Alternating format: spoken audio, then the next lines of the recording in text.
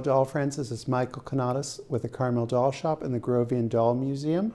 We are back for another program at Susan and Lou Nunez's home, and this time we have a doll that really fits into the theme we serve.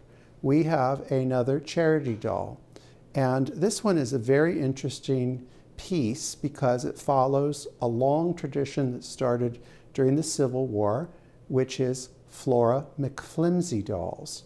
Those of you that are not familiar with Flora McFlimsy, you might know her from a Madame Alexander doll named Flora McFlimsy, but it was a tradition during the Civil War because there was a story called Flora McFlimsy, and she was a little bit of a fashionista, capricious, didn't have anything to wear, even though she had a fabulous wardrobe.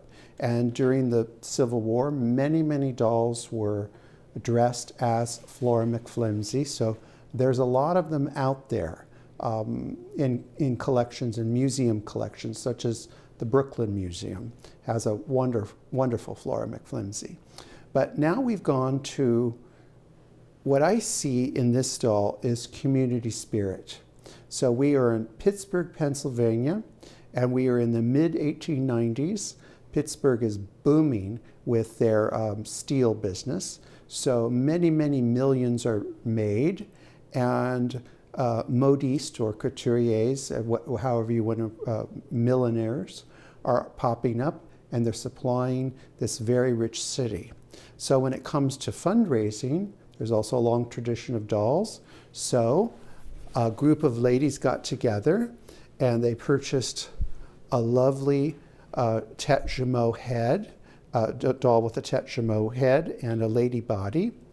And then they sent the body around, the doll with the body around, to the leading dressmakers, hat makers of the city. And they dressed this doll with over 10 outfits with multiple hats. Now, the reason I happen to know that this was dressed in Pittsburgh is most of the bonnets and hats are labeled, which is really a wonderful thing. So I'm going to just pick this hat up, and this one is not labeled, but when we pick this one up, it's labeled. So we're going to assume that the designer of the shop, what shall we call it, or the designer, they are responsible for this piece. And what I think is really funny is, I've got to get in right light for you, is they also put that they had a branch in Paris, which maybe they did and maybe they didn't. But this is a beautiful, this goes with this piece, like so. I would say with the pearls on the outside, this would be an evening hat. And I should even look at this little wonderful hat pin, which would be a necessary part of wearing a hat like this. And if she wanted to wear it during the day, she'd wear this chapeau. And I think that we can assume with these very long streamers on Flora McFlimsy's hat that she is an unmarried woman. She is available when you have those long streamers. But this is, and here's another point that I think that these are definitely one hat to go on two outfits because both are the same silk velvet. Now I kind of skipped over what I should have started with first, which is her lingerie. And she has a little woolen half slip for winter, wonderful corset. Now, it's slightly childlike, but she's slightly childlike, so it works. A couple of wonderful dressing jackets, which are, this is as good a sewing as you're going to see on any garment. And I should also show you this one because it is, again, outstanding. Let me point out to you the tiny buttons. They are just amazing. They're all carved, beautiful lace. And then this little piece is her little corset cover. So she would put her corset on, and then this would go on top of the corset.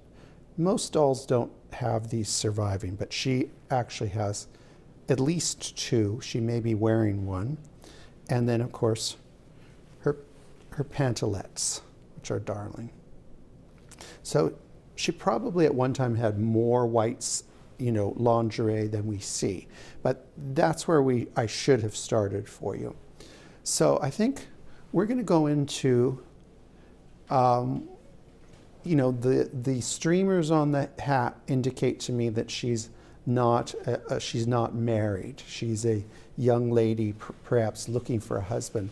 But we have three wonderful ensembles here. This one is probably her grandest in volume of fabric. And look at the dust ruffle, just like a person's dust ruffle of the time. Beautiful, and I would call this a reception gown of the mid-90s, beautifully done.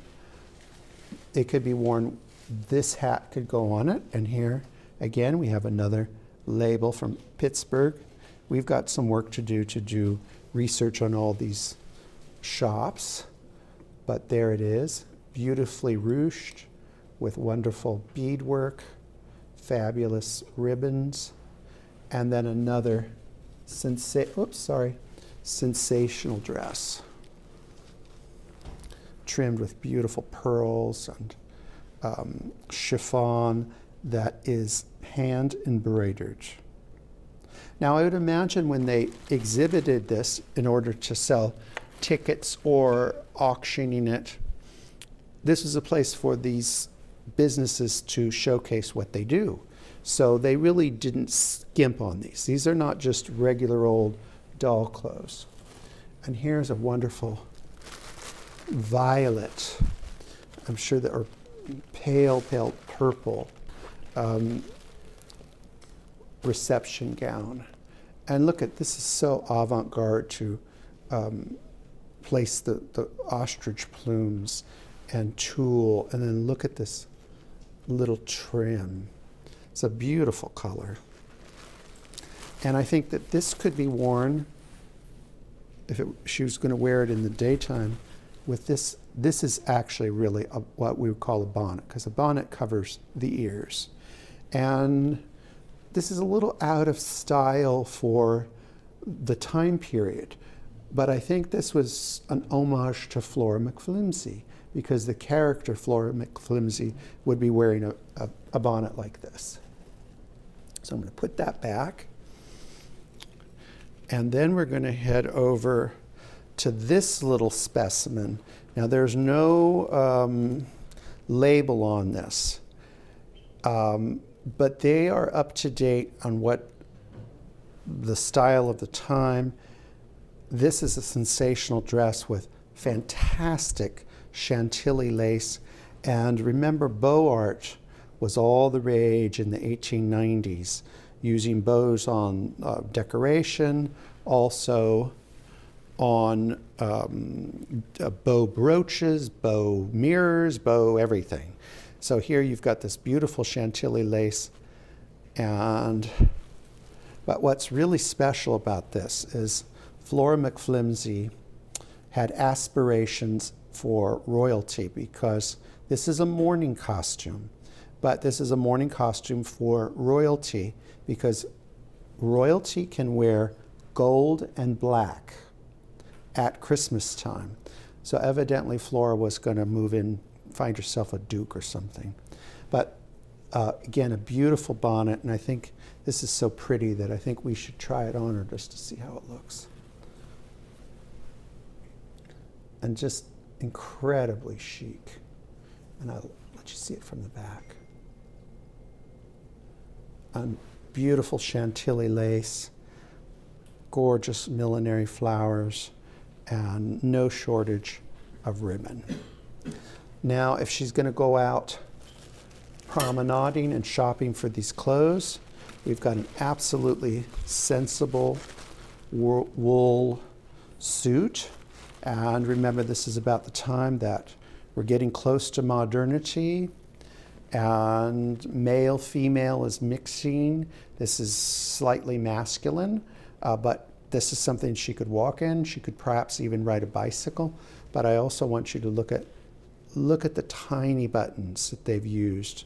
Fantastic top stitching and a really superior dicky or false blouse. And I think this is one that she could wear with the bonnet. The next piece is really interesting because we don't see this very often in this era of dolls, or actually any dolls for that matter. This is a riding habit. So when Flora is on her horse, she would wear her pantalettes underneath, and she would sit side saddle, and this fabric would drape down over the side of the horse.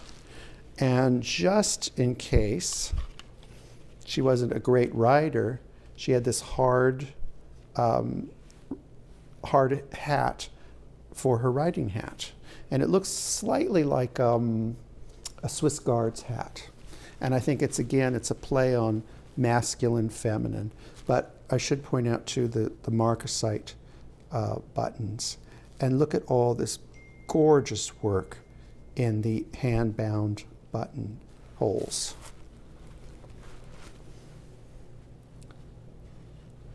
And this is another, I think, stunning piece, very much of the time when they were working with gold. Again, you know, literally you could take this piece and mix it with that piece and it would totally work.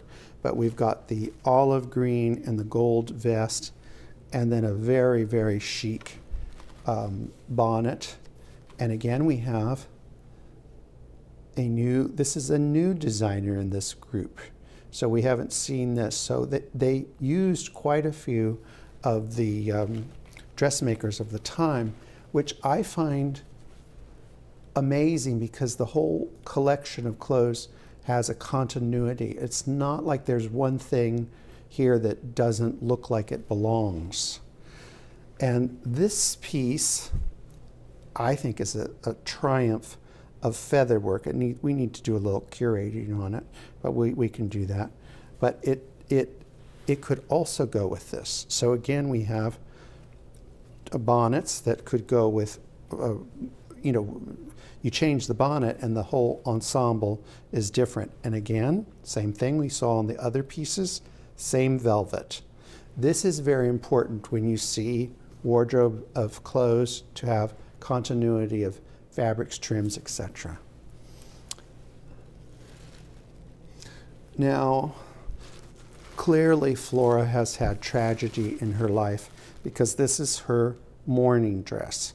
And it's probably, I think, the least interesting of the group. But again, you know, you could mix and match these parts. It's a wool with some crepe sleeves, but look at this trim. I mean, it is just amazing. And for full-on mourning, she has her mourning hat to go with it. It says no marks, and I think that's because of how they lined it. But beautiful jet beads, perfect for mourning. And if you want to come out of mourning, then you have something that's like the opposite of mourning. This is celebratory. You have your red daytime, I think this is a daytime dress, and it's matching hat. And I think that, you know, time, you can see if you can get the camera in there. This was a perfect match to this dress once upon a time, but you know, red is a fabric that can fade on its own. Then when I see this bonnet, I realize that it doesn't really work with any of the other dresses, and everything is very well curated here as far as who got what. But this leads me to believe this doll had more clothes than is even presented here. So I think the thing about a Flora McFlimsy doll is you can see that it's fashion It's Americana. These are all dressed in America. It's fashion, Americana, fundraising, and a wonderful, to think that once upon a time you could get merchants and craftspeople to give of themselves for charitable causes. It really kind of sums up what we serve this event is all about. So we'd like to thank Susan and Lou Nunez for allowing us to share with all of you Flora McFlimsy. Bye-bye, friends.